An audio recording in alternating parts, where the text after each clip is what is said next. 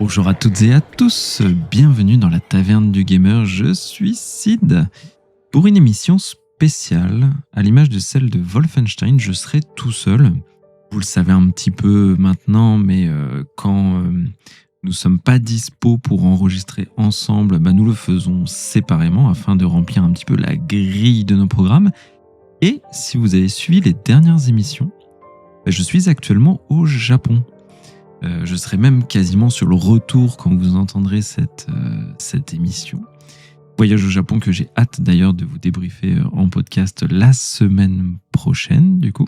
Et au moment où j'écris cet épisode, je prépare mes bagages pour partir. Vous voyez, petite faille spatio-temporelle dans la taverne du gamer. Mais en effet, c'est comme je le disais, pour remplir les semaines de contenu, éviter que nous soyons invisibilisés par les plateformes et les algorithmes. Donc c'est important en podcast de maintenir une présence auprès de vous. Et en plus, c'est très chouette. Je suis très très très heureux de vous retrouver aujourd'hui pour parler, vous l'avez vu, de Death Stranding 2. Une chronique que j'ai mis beaucoup de temps à écrire, que j'ai même recommencé à zéro 2 fois, ce qui est rare. Ce qui est d'autant plus rare, c'est que j'ai passé pas mal de temps à l'écrire, là où d'habitude, le travail faisant, les actualités personnelles et les différents projets font que j'écris plus trop mes chroniques. Je fais plutôt à l'instinct. D'ailleurs, j'espère que ça vous plaît. C'est un peu plus, peut-être un peu plus décousu, mais plus naturel peut-être dans l'expression. Et donc là, aujourd'hui, Death Stranding 2, pourquoi c'était compliqué de l'écrire, cette chronique, déjà en préambule ? C'est que c'est un jeu très particulier comme son premier, dans le bon sens du terme. C'est un jeu qui a vraiment ses codes, un jeu atypique, un jeu qui ressemble à aucun autre. Et quand on sort des sentiers battus, quand on n'a pas forcément les repères de d'habitude, en podcast c'est difficile pour nous de vous décrire le jeu. Si par exemple demain je vous parle de Street Fighter, dans l'inconscient collectif, c'est plutôt clair. Vous voyez de quoi je vais parler et c'est plus facile de l'imager. Quand je parle de Death Stranding, forcément, c'est plus délicat. Donc là, en plus, nous sommes sur une suite, donc Death Stranding 2, 6 ou 7 ans après le premier du nom, que j'avais chroniqué l'année dernière, dans l'épisode 94. Donc vous le savez certainement, c'est un jeu Hideo Kojima, Kojima Productions plutôt, édité par Sony, sorti sur PS5, un des titres exclusifs de l'année. Donc il est sorti le 26 juin 2025 et j'enregistre aujourd'hui le 25 octobre, quasiment 5 mois après. Parce qu'il faut le digérer, ce jeu. C'est pas évident. Et fort d'un premier opus que j'ai beaucoup aimé. Donc si vous avez entendu ma chronique du premier, j'allais piocher dans plein de sentiments que m'ont fait éprouver le jeu et j'en garde un souvenir très ému de ce titre qui, par la force de sa symbolique, de son thème, donc la paternité, qui n'est pas un thème facile en plus, qui est un thème très universel, il m'a embarqué complètement, émotionnellement et aussi au travers du gameplay parce que Death Stranding, vous le savez, c'est un gameplay très rude, où c'est une simulation de marche, si je puis dire, où il faut livrer des colis dans un monde dévasté. Et Sam Porter, du coup, le héros, livrer les colis, c'est connecter les gens entre eux. Et pour symboliser ça, il y a le réseau chiral que l'on étend au fur et à mesure des livraisons, ce qui permet de, comme un peu Internet, tisser une toile entre les gens et les rassembler, parce que dans ce monde post-apocalyptique, il y a eu le Death Stranding, qui est une extinction de masse, qui fait que les gens se sont isolés, parce que quand on meurt, on risque de créer une néantisation. Imaginez une énorme explosion qui détruit tout sur son passage. Donc voilà, c'est pour ça que les êtres humains se sont séparés dans des bunkers, ils se sont éloignés, et notre rôle était de connecter les gens dans ce monde extrêmement dangereux, où il y avait une pluie mortelle qui faisait vieillir les choses. Il y avait les échoués qui étaient des sortes de fantômes en goudron, si je puis dire, très dangereux aussi. Et il y avait l'environnement qui représentait un des plus grands dangers du jeu. Et donc dans ce premier épisode, on nouait un lien avec bébé, d'où le thème de la paternité. Et ce bébé finalement était un outil qui nous permettait de voir les échouer, de pouvoir les combattre et in fine de survivre. Et donc de ce statut d'outil, bébé est devenu euh, central dans la vie de Sam au point que, attention, petit spoil si vous n'avez pas fini le 1, mais je suis obligé de le faire parce que je ne pourrais pas parler du 2 sinon. La chronique du 2 sera sans spoil.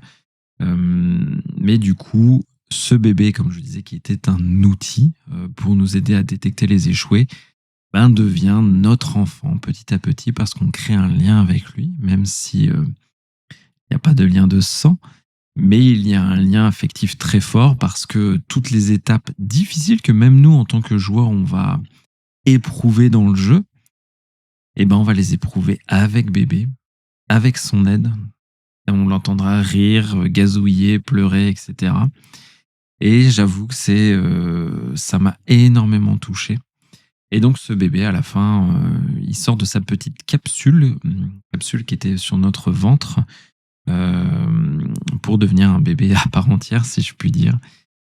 Et une petite fille, donc Lou, que l'on va avoir dès le début de Death Stranding 2. C'est pour ça que je faisais cette petite introduction, déjà pour redonner un petit peu l'univers, le cadre, la thématique aussi de la paternité, et parce que, bah oui, c'est un élément, voilà, maintenant, si vous avez vu les trailers de Death Stranding 2, bon, bah, vous savez forcément que Sam avait un bébé avec lui. Et ce bébé, c'est Lou. Ceci étant dit, c'était la petite introduction. Il fallait bien replacer un petit peu le contexte de ce premier jeu, donc qui est encore une fois connu vraiment pour sa difficulté, sa rudesse. Enfin, c'est pas difficile Death Stranding 1. C'est juste que c'est frustrant. Ça va vous demander de prendre sur vous parce qu'on va chuter, on va perdre des colis, parce qu'on va se faire happer par les échoués sans l'avoir vraiment anticipé, parce qu'on va se tromper de chemin, il va falloir faire des détours énormes. Donc c'est plus frustrant que difficile. Mais en tout cas, cette rudesse du jeu, que j'utilise beaucoup ce qualificatif, était vraiment un élément fort du premier jeu. Et le remettre aussi un petit peu au cœur de la chronique, c'était important, parce que ce paradigme va un petit peu changer dans le 2. Mais avant de développer tout ça, un petit peu de musique, comme on en a l'habitude avec Kira, que je salue d'ailleurs. Donc, petite transition musicale, et on se retrouve juste après, sachant que les musiques sont somptueuses, comme dans le premier. Donc, je vous laisse avec cette petite interlude, et on se retrouve juste après.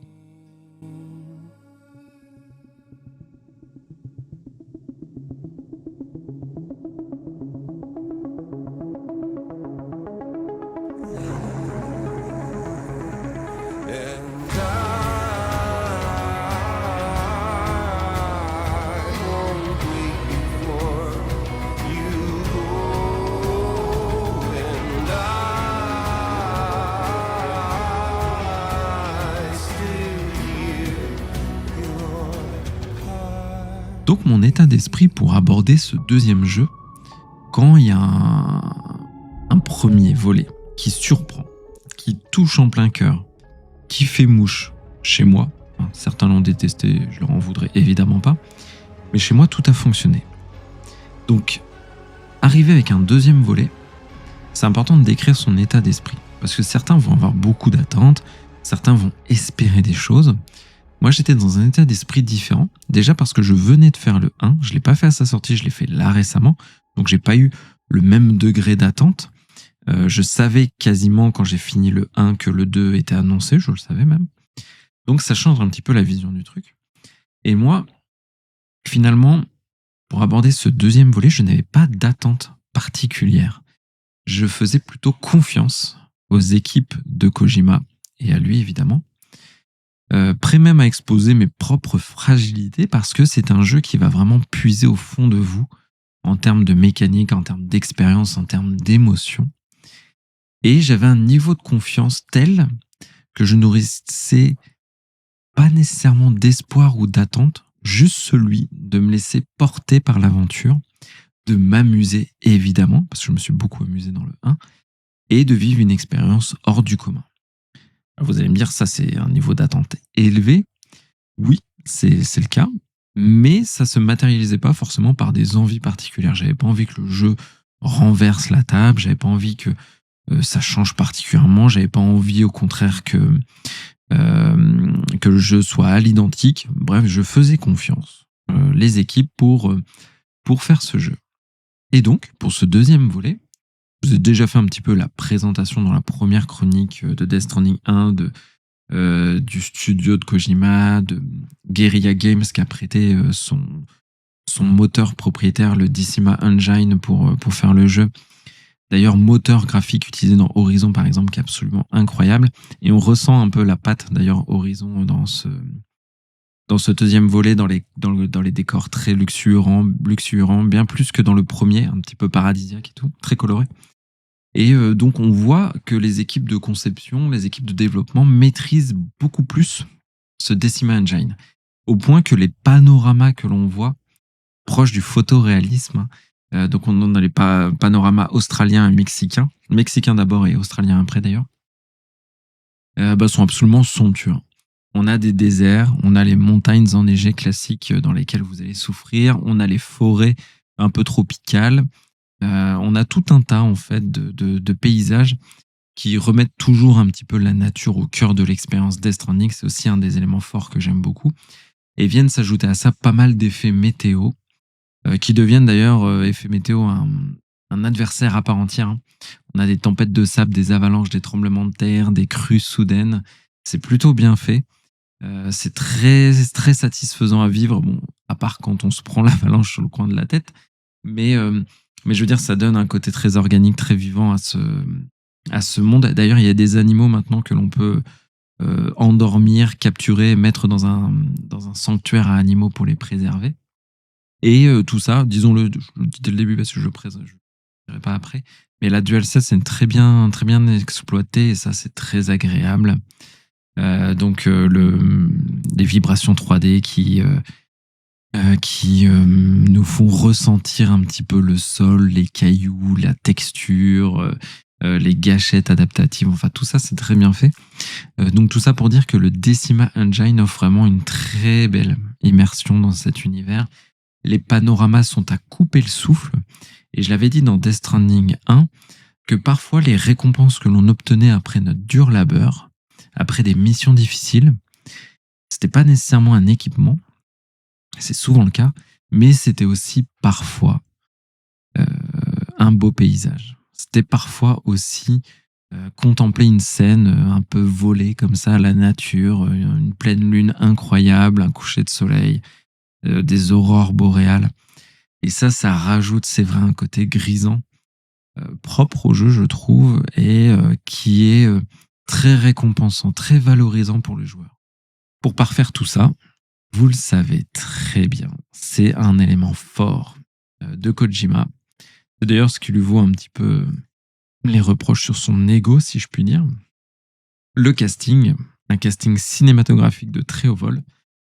Donc on peut citer Norman Reedus qui revient pour Sam, Léa Seydoux qui revient pour Fragile, qui est absolument exceptionnelle. Hein. Léa Seydoux dans ce rôle, je l'ai trouvée encore plus forte dans son interprétation dans ce deuxième volet que dans le premier, au point que je me suis demandé si elle n'était pas, l'héroïne finalement du jeu.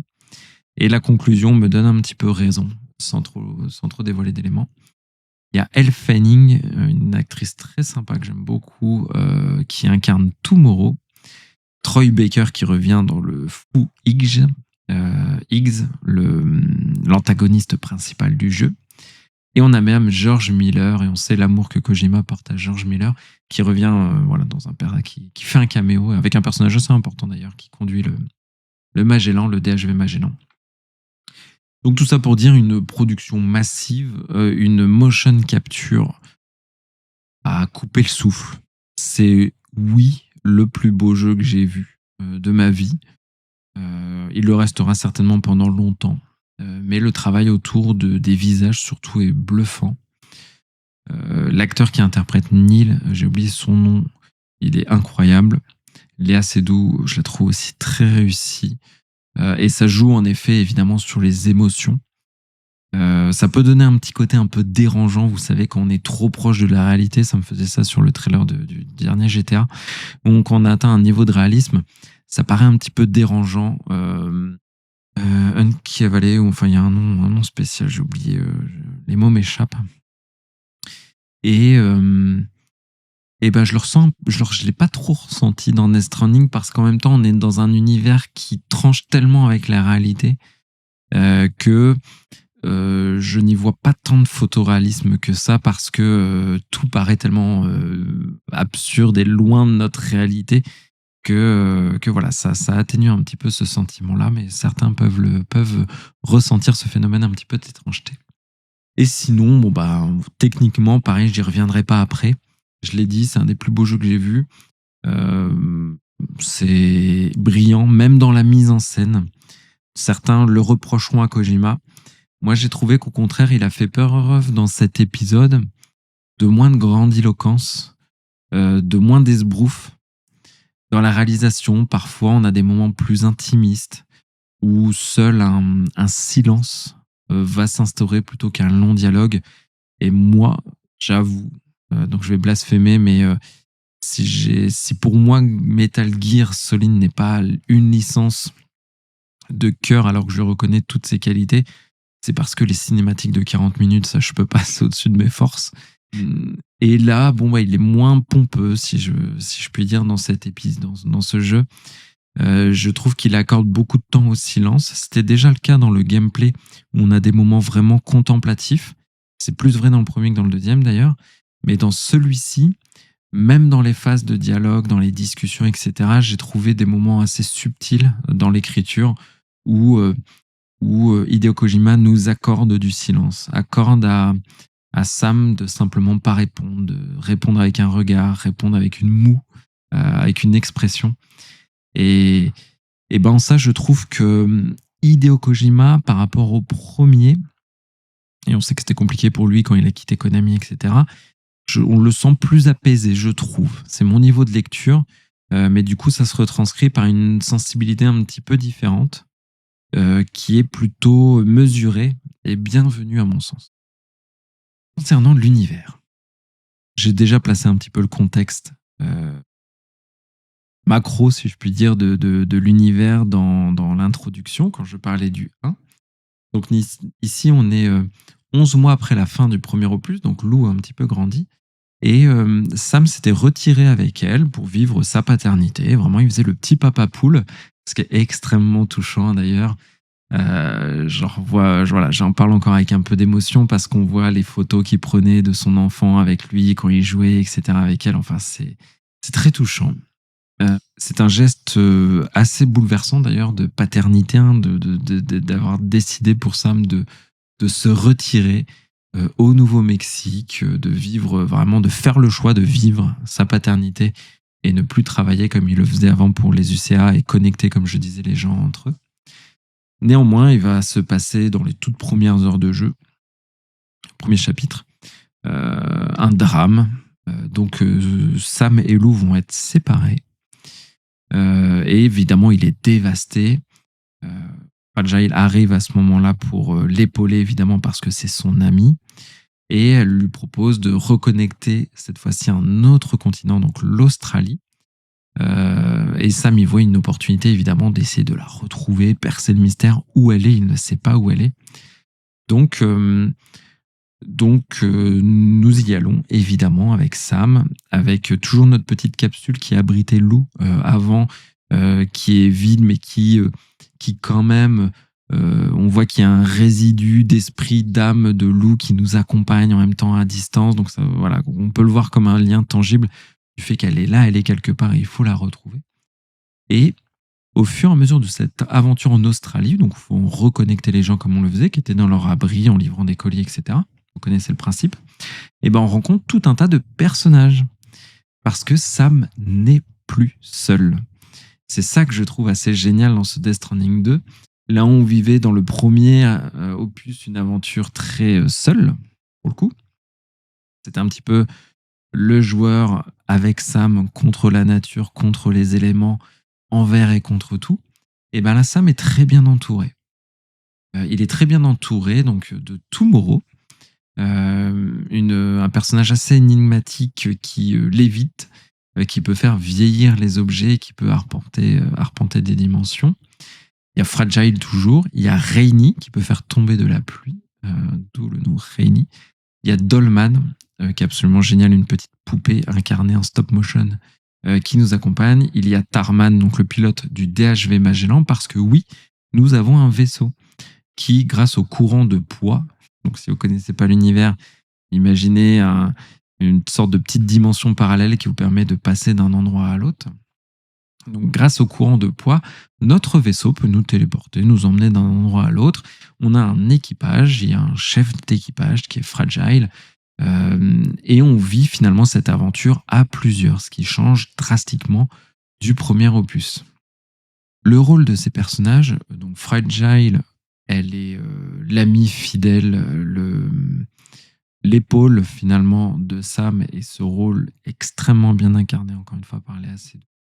Et il y a Niel, donc, qui lui est un personnage un peu étonnant. Donc, c'est celui qui ressemblait un peu à Solid Snake dans les trailers, donc qui a un rapport avec le passé de Sam, le passé de Lucy, la compagne de Sam aussi. Donc, j'en en dirai pas trop, mais l'écriture est très fine de ce personnage. J'ai adoré son écriture parce qu'elle m'a surprise.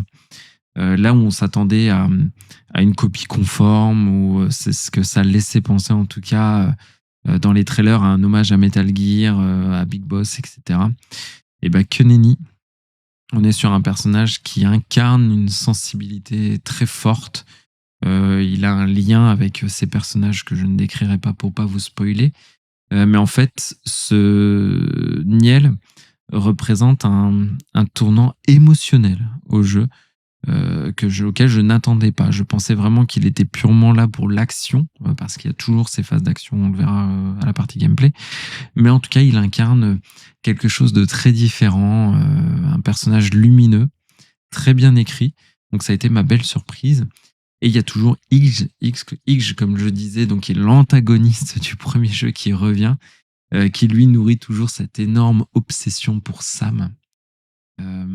Et autour de ce personnage incroyable, il y a une des scènes les plus marquantes du jeu qui m'a donné vraiment des frissons, mais je pense qu'elle est dans le top 10 des scènes tout jeux vidéo ever confondus.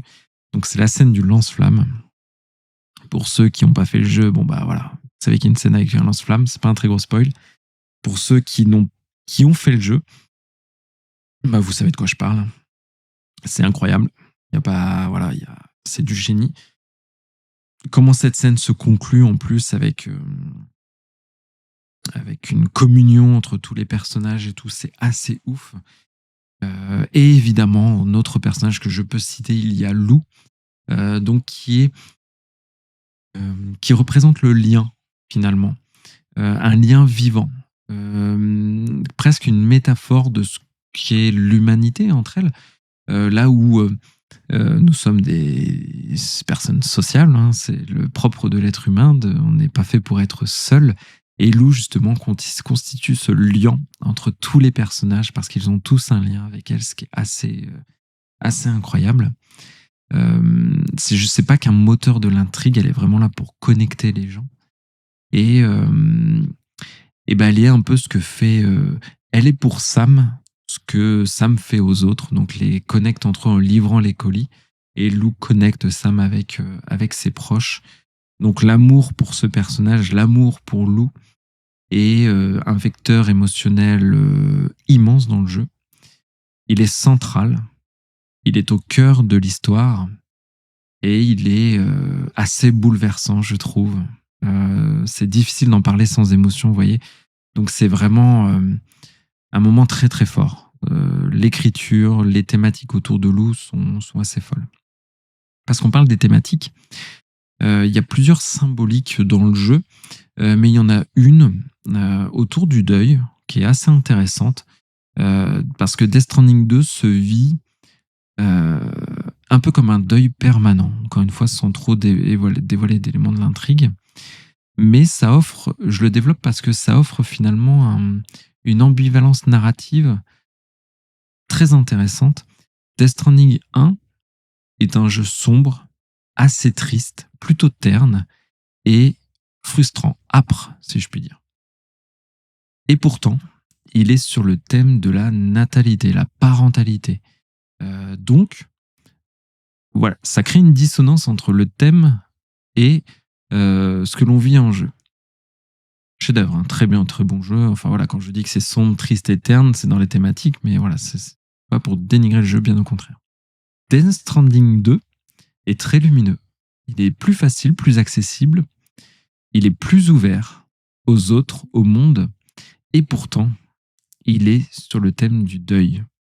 Et encore une fois, cette ambivalence entre le thème et ce que l'on vit est pour moi assez magistrale dans la proposition, dans l'écriture.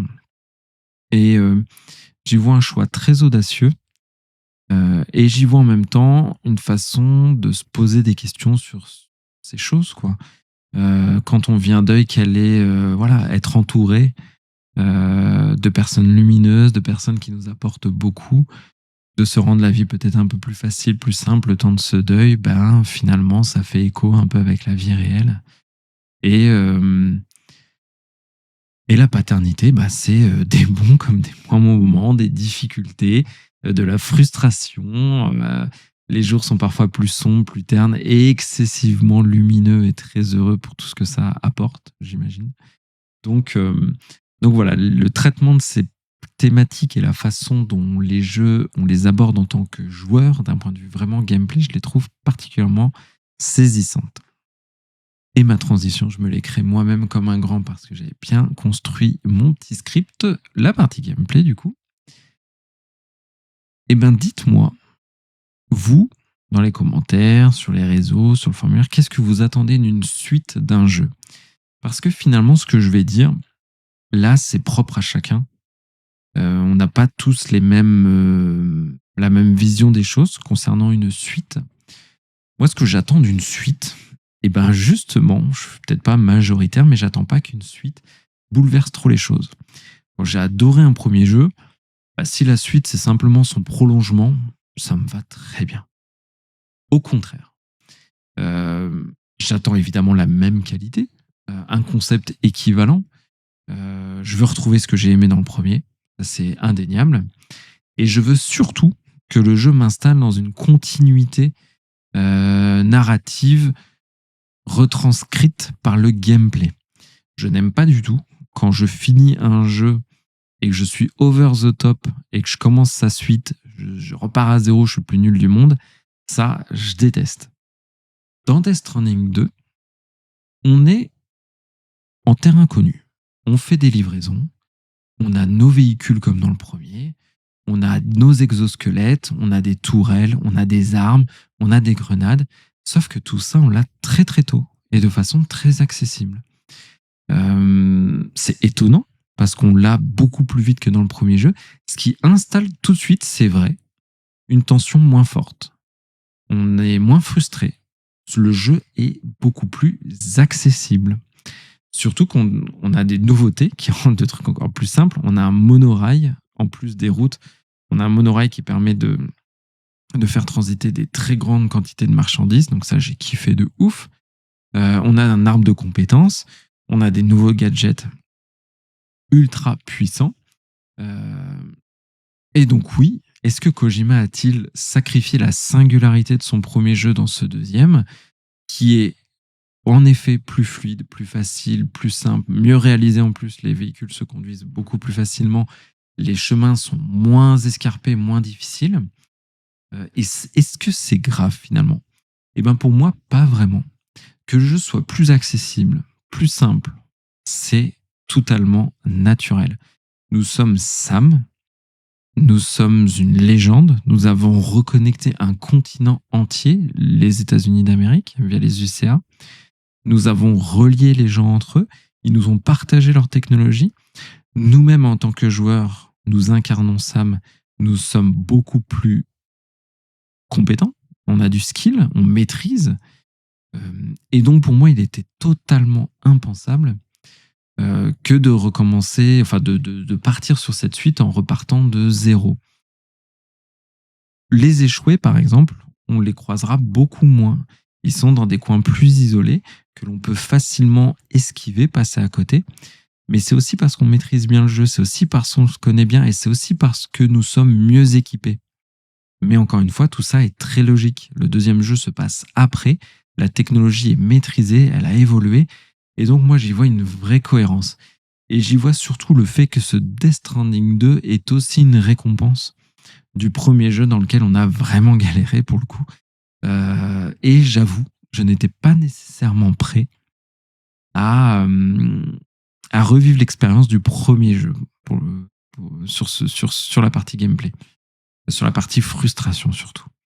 Donc là, on est dans un jeu plus fluide, plus accessible, qui coule tout seul. Et franchement, moi, ça m'allait très bien. Je dis pas qu'il y a pas des moments de tension, des moments de difficulté. Je suis même, je pense, plus mort dans celui-là que dans le premier parce que j'étais peut-être un peu moins aux aguets, justement.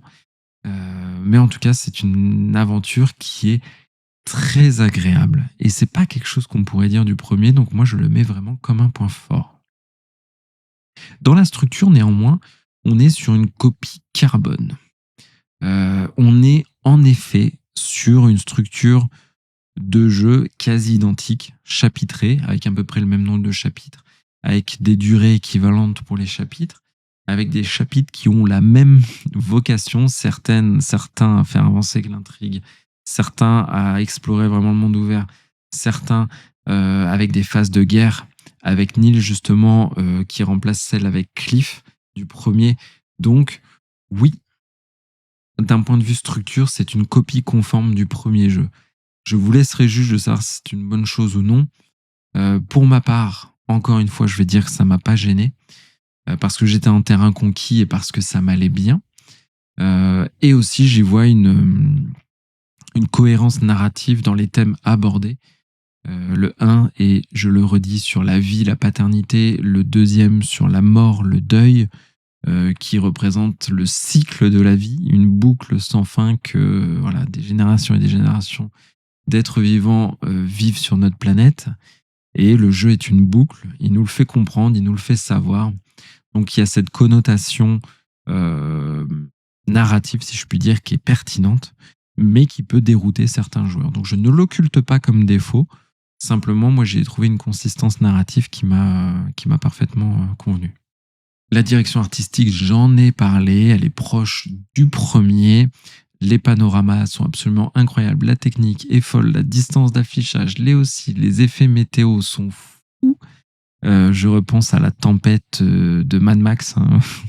C'est-à-dire qu'on a à peu près au début du jeu.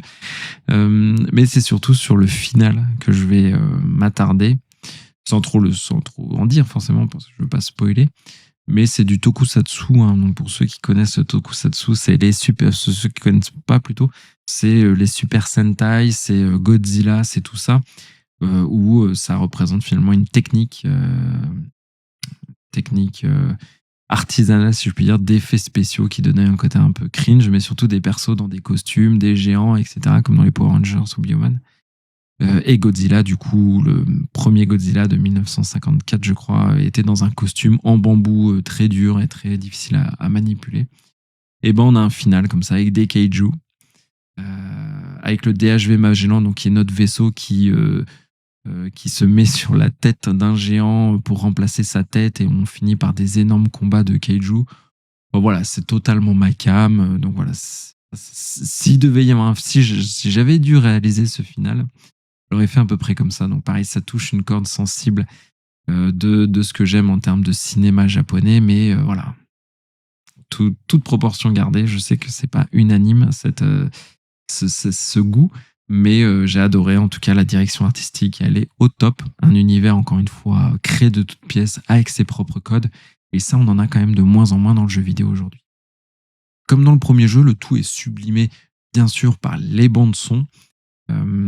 Hideo Kojima y accordait une vraie importance avec ces moments de contemplation où on marchait simplement et on entendait la musique démarrer, on était seul face au monde à écouter cette musique et à arpenter les terrains. C'est un peu moins le cas dans le deuxième parce que les terrains, voilà, moi je les faisais en camion très vite, donc voilà, j'ai moins le temps pour la contemplation. Mais en tout cas, elles sont toujours aussi riches. Donc big up à la musique Bibi Stem, qui est incroyable. Et en interprète, en artiste, on a Low Row que j'adore, Anya Rani, Woodkid, incroyable Woodkid, Magnolian, enfin il y a plein de choses. L'effet, en tout cas, musique planante, atmosphérique est moins présent, mais la bande-son est toujours d'une incroyable qualité. Donc, en conclusion, j'en arrive à la fin de cette lettre d'amour pour Death Stranding 2. Que dire ? J'ai pas écrit de conclusion. Donc, j'ai parlé là pendant 30 minutes avec le cœur de ce jeu, qui a été une nouvelle fois pour moi un voyage sur la nature humaine, sur les épreuves de la vie, sur nos doutes, sur nous-mêmes, sur nos propres choix. Et c'est ça que j'ai aimé. Sam, comme le dit Kojima, en fait, Sam, le héros, c'est nous. C'est pour ça qu'un peu à l'image de Zelda, il ne parle pas trop, il n'est pas très loquace, mais c'est voulu, c'est pour que nous puissions nous reconnaître en ce héros. Et je me suis reconnu dans ce héros dès le premier épisode. C'est pour ça que j'étais autant happé par le jeu, qui représente pour moi un voyage intérieur aussi, à petite échelle, mais un voyage introspectif quand même. C'est un jeu qui, je dirais, pas m'a aidé, mais en tout cas ouvre les yeux sur certaines choses, je trouve, pour un peu qu'on y soit évidemment sensible. Et ça, c'est vous et le jeu qui crée ça ou pas. Hein. Ça dépend de la place que vous lui accordez, ça dépend de votre sensibilité, ça dépend de vos goûts. Mais Hideo Kojima voulait ça, il l'a réussi avec moi. Et je considère Death Stranding 2 comme ma meilleure récompense à Death Stranding 1.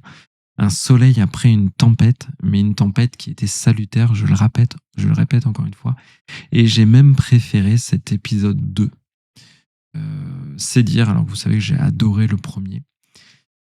Donc je finirai ma chronique comme j'ai fini la première en remerciant Hideo Kojima. J'aime énormément ce qu'il fait, encore plus maintenant qu'avant. C'est pas le cas de tout le monde. Je sais d'ailleurs, par exemple, Kira préfère le Kojima d'avant. Et c'est tout à fait évidemment entendable. Hein, voilà, chacun sa sensibilité. Mais j'ai eu dans ma vie de gamer les larmes aux yeux 2 fois.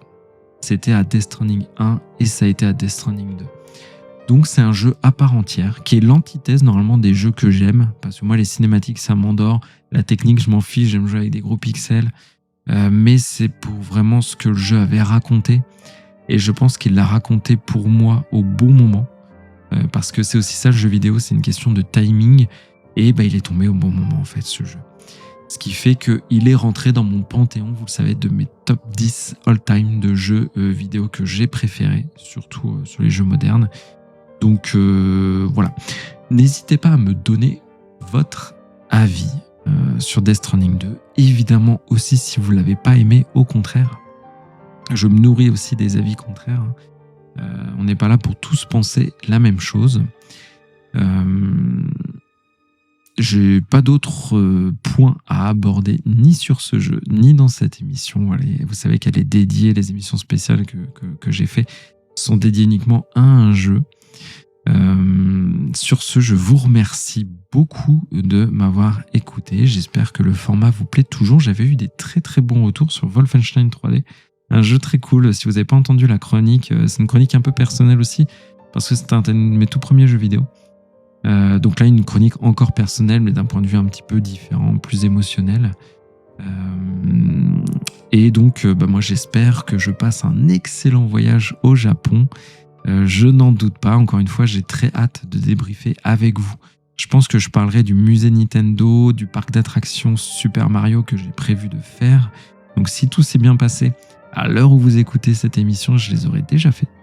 Donc, je suis un petit chanceux.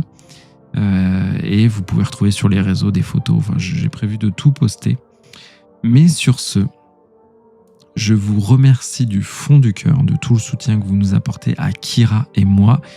Je fais des gros bisous à Kira. Évidemment, J'espère qu'il aura pu aussi faire son émission spéciale. C'était pas encore très sûr au moment où j'enregistre celle-ci.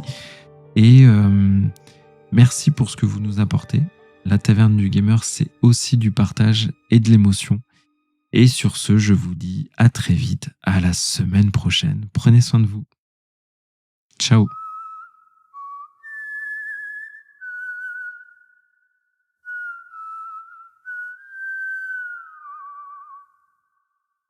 Let that yawn out. There's no pretending.